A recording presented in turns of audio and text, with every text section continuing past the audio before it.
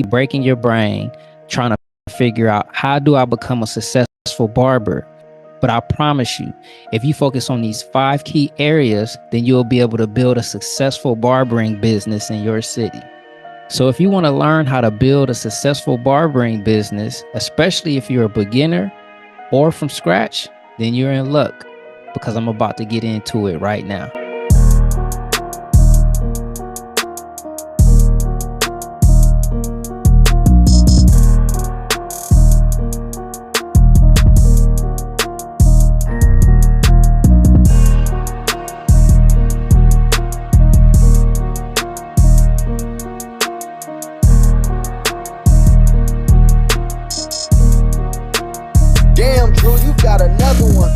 Welcome to That's a Bet podcast, where we talk about the intersection of barbering, entrepreneurship, and technology.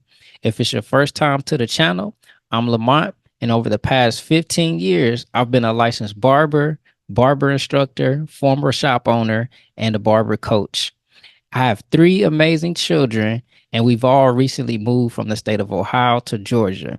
But if you could believe it, before I moved to the state of Georgia, I was making over $100K per year in my barbering business.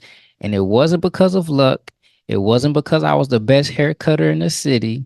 It was because I had a system and a structure that most barbers don't focus on, especially if you're a new barber or trying to make the transition from employee to self-employment. Now, many of you are probably transitioning from an employee to self-employment, or from barber college into a barber shop, or perhaps even a barber shop into a private salon suite. And you've probably been breaking your brain trying to figure out, how do I become a successful barber? But I promise you, if you focus on these 5 key areas, then you'll be able to build a successful barbering business in your city. So if you want to learn how to build a successful barbering business, especially if you're a beginner or from scratch, then you're in luck, because I'm about to get into it right now. Okay, so the first area that we're going to talk about is generating customers. Now, I know that might seem like it's a common area to focus on. However, it's very important, especially if you're coming from an employee into self-employment, that you focus on shifting your mindset. And the reason why I say focus on shifting your mindset is because most people, before they become a barber, they've worked at jobs and they've served as employees. Now, when you become a barber, in most cases, you're going to be self-employed. The difference between being an employee and a self-employed person is a whole different mindset. For example, employees have the work brought to them. So when you go to work and you clock in, your employer, they're training you how to do the work. They're telling you what to do. They're telling you how to do it. And all you have to do is follow the directions, and you'll be able to be efficient at the job that they give you. However, when you're a self-employed barber, there's no one that's actually bringing the work to you.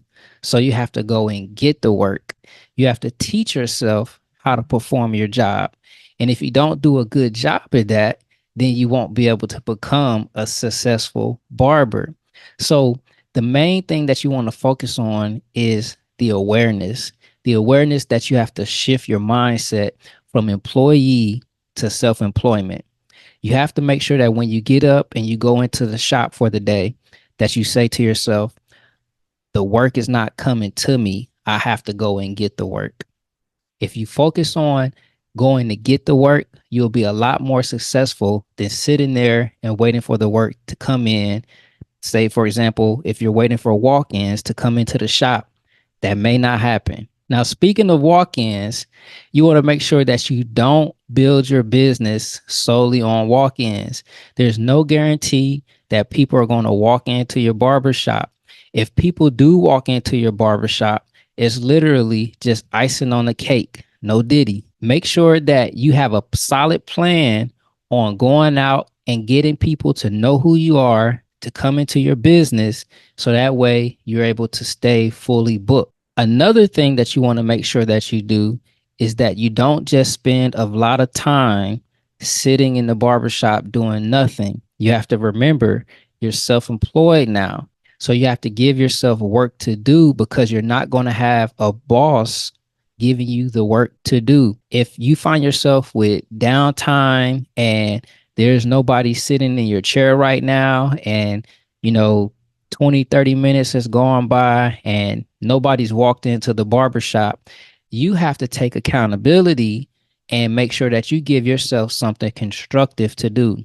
When I was in that position, if I sat in the barbershop for 30 to 45 minutes and I wasn't working and I didn't have any walk-ins come in, I would literally go out in the area and start passing out business cards, start passing out flyers, maybe even doing some door hangers. But now today, it's a little bit different. Everything is digital.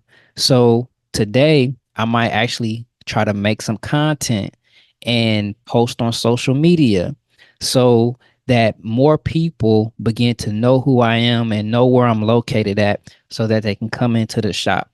So there's a mind shift that has to take place if you want to be successful at being self-employed as a barber. The second area that we're going to focus on is managing clients. Now, when it comes to managing clients, you want to train your clients to book appointments with you. And you can't do both. I've always seen barbers who try to do walk-ins and do appointments, and it becomes a headache because on one hand, you're trying to satisfy the people that are just walking in.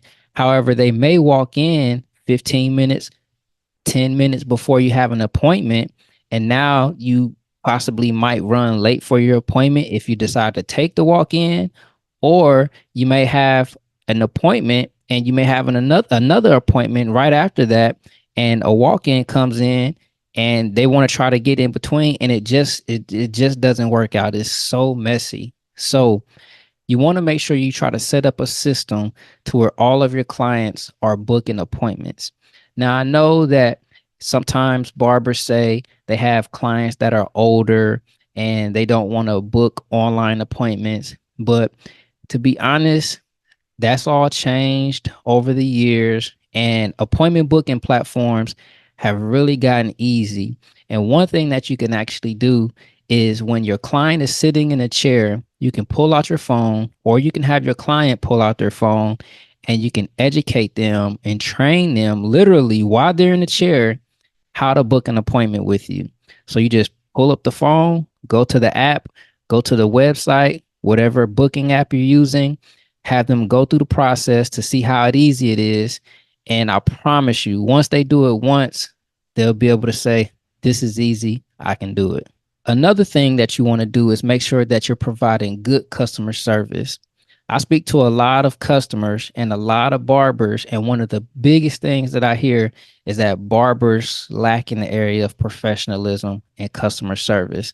So, a one way for you to stand out if you want to become a successful barber is to offer good customer service. If you're offering good customer service on top of the haircut, that customer is going to remember you for an experience. If you're running on time and not running late for your appointments, that customer is going to remember you for a good experience. If you make sure that you have good breath and make sure that you don't smell like anything. I know a lot of barbers like to smell like things. I'm not going to say what it is, but y'all know what I'm talking about. But if you don't do those things, then you offer the customer a good experience. And by offering these good experiences on top of the haircut, one thing that you'll be able to do is ask for reviews. And once they give you a review, that will serve as social proof, allowing other customers to learn about your business, have people that are validating you, and then they'll actually come in and want to sit in your chair and get that same good experience. Another way to make sure that you're managing your clients is to make sure that you're communicating with them in between the haircut.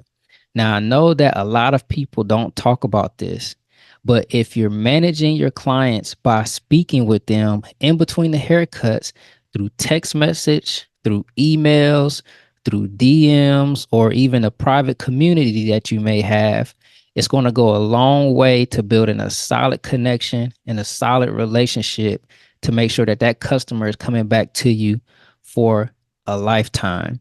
If you make sure that you're communicating with your customer in between the haircut, you're going to always be on the top of their mind when it comes to their next haircut booking. So I really want to encourage you guys to make sure that you're reaching out to your customers through some type of email, text message. If there's something that you want to communicate to your customers about your business, whether your hours may be changing, if you're having a promotion, if there's something going on at the barbershop and you just want to make them aware, make sure that you have that good communication so that they'll know what to expect when they come into the barbershop. The third area that we're going to focus on are tools and supplies. I always like to say cutting hair is more fun when your clippers are on point. There's nothing like trying to cut hair with clippers that are dull, with blades that don't work, with blades that are over gapped and they might be cutting on the customer and scratching the customer. The customer is moving and doing all these crazy weird things. Make sure that your tools and supplies are on point, especially your clippers, your edgers, so that they're crispy, so that you always get that nice action when you're cutting on your client, that nice crispy line. There's nothing more worse than having bad clippers and bad shears and bad razors. You also want to make sure that you never run out of your supplies, especially your cleaning supplies, your sprays. You want to make sure that you're always spraying your clippers and your utensils in front of the customer. I like to clean them off and dust them off after every client and spray them down. But when the next client sits in a chair, I'll spray them down again just so that they can see that I'm actually a barber that takes care of his tools, cleans them, make sure that they're disinfected, and I never want to run out of supplies. Make sure that you got plenty of neck strips on your back bar. Make sure that you have your shampoos, your conditioners, everything that you're going to need to service a client, because there's nothing like a client booking a service and you don't have all the supplies that you need in order to complete the service. You also want to make sure that you have retail to offer to your clients. When I say retail, I mean hair care products, things that they can use in between services to maintain the look that you give them. If you're using any products in your customer's hair after that you get done cutting their hair for styling, make sure that you have something that you can sell to them so that when they go home, they're able to still get the same look. Clients hate when they get a good haircut in the barbershop and then 2 days later it doesn't look the same. And it's primarily because they don't have the same knowledge that we have, or they don't have access to the same products we have. A lot of clients always ask me, hey, where can I get that product at? Or do they have that on Amazon? You want to make sure that if they're asking these things, you try to provide them at the barbershop to give a total experience. So make sure that your tools and supplies are always on point. The fourth thing that we're focusing on is our financial responsibility.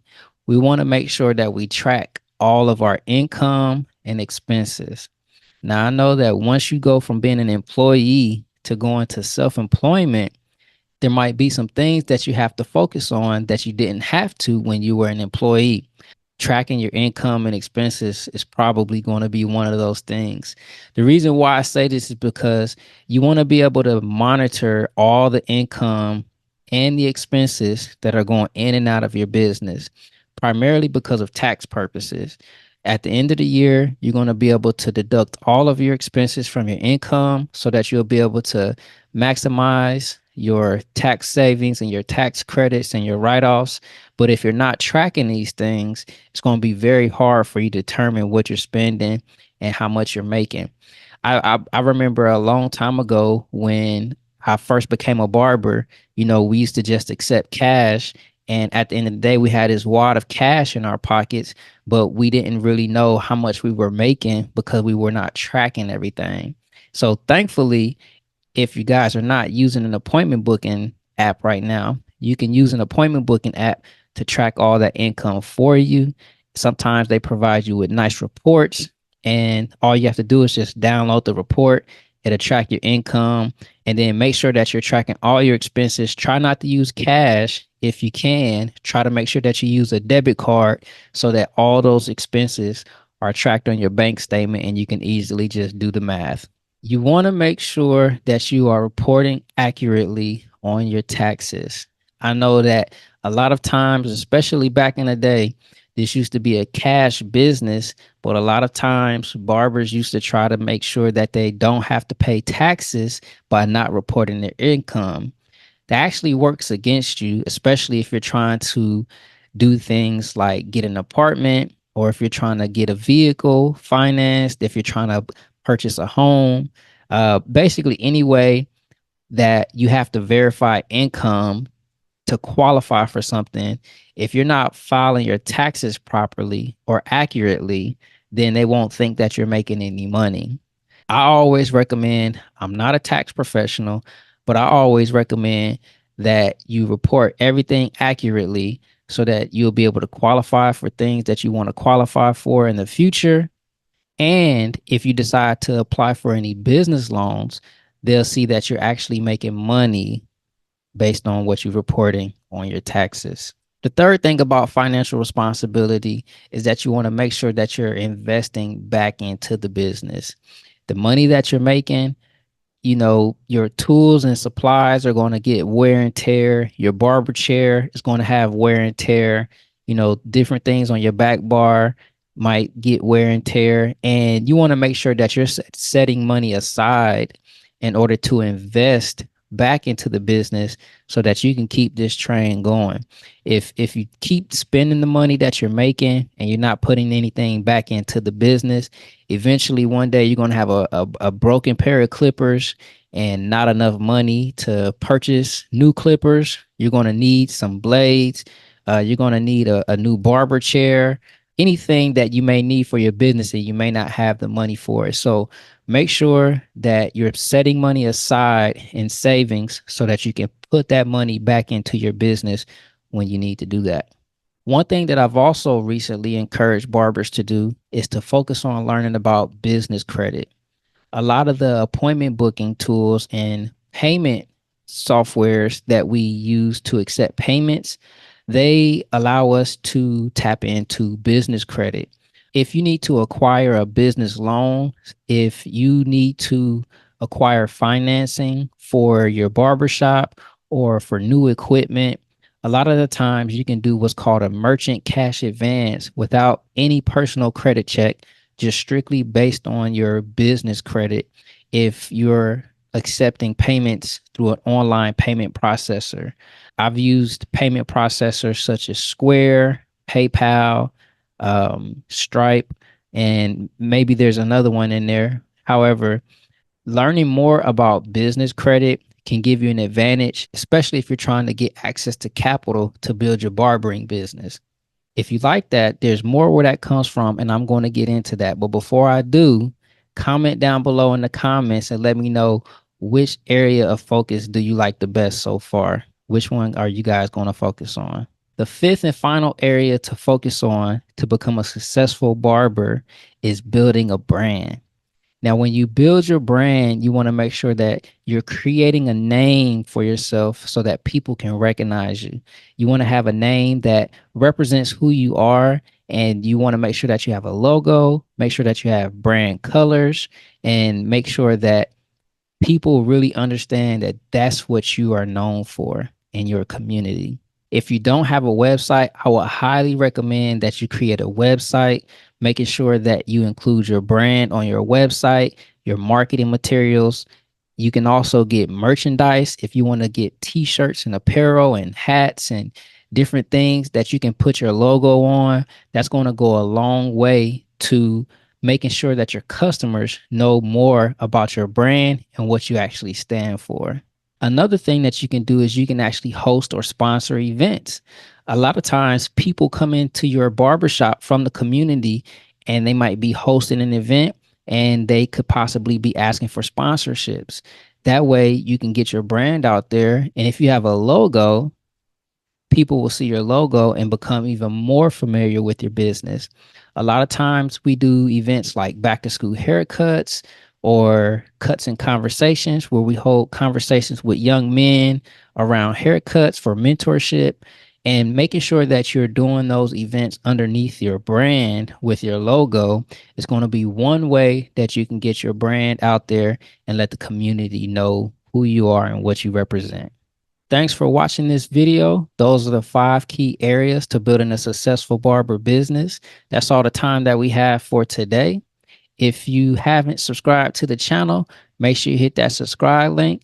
Or if you would like me to help you build your successful barber business, especially if you're a beginner, make sure you click the link in the description and we can help you become a successful barber in your city.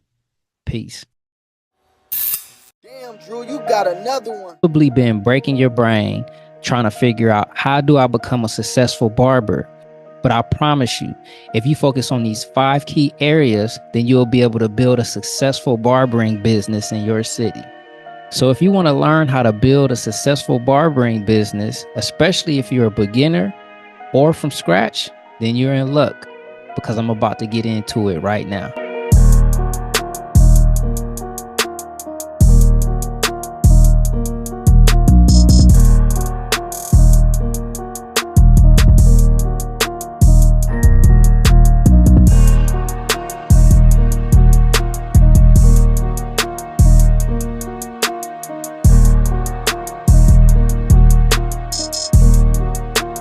Damn, Drew, you got another one.